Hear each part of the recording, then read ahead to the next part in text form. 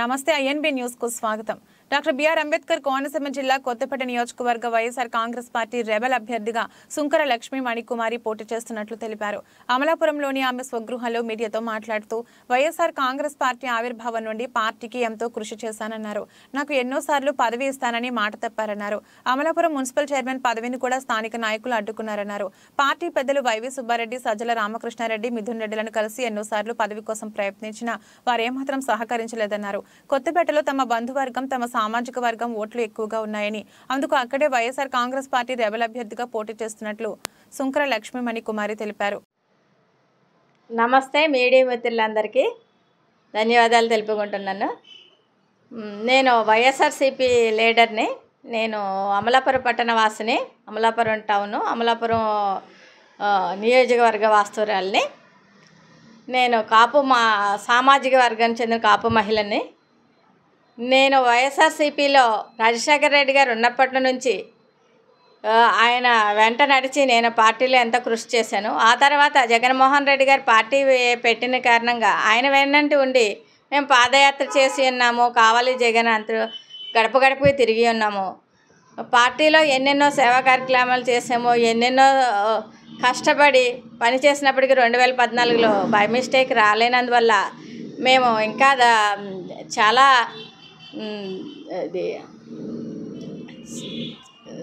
చాలా పాల్గొన్నాము. చాలా ధర్నాలు కూడా చేసి ఉన్నాము.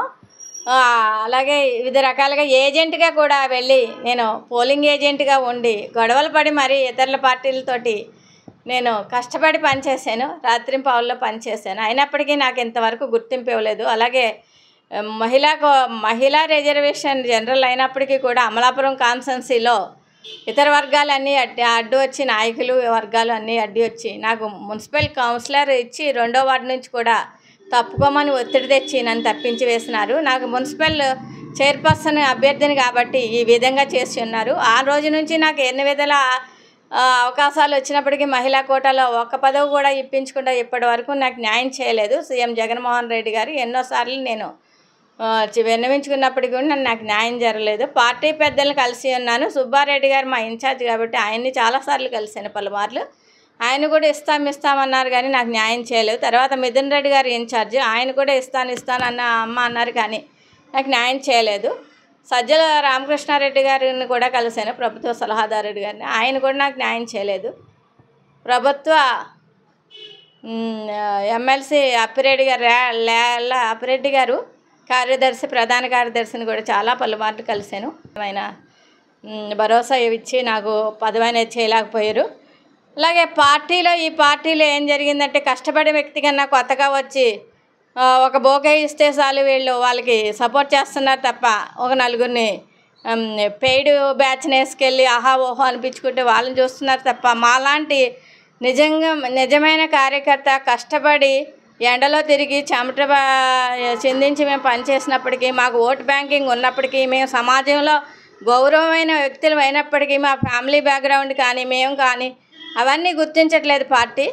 అందుకని ఈరోజు కొత్తపేట ఎమ్మెల్యేగా నేను మహిళా కోటాలో వేయాలని నిర్ణయించుకున్నాను. వైసీపీ రెబల్గా నేను వేస్తున్నాను.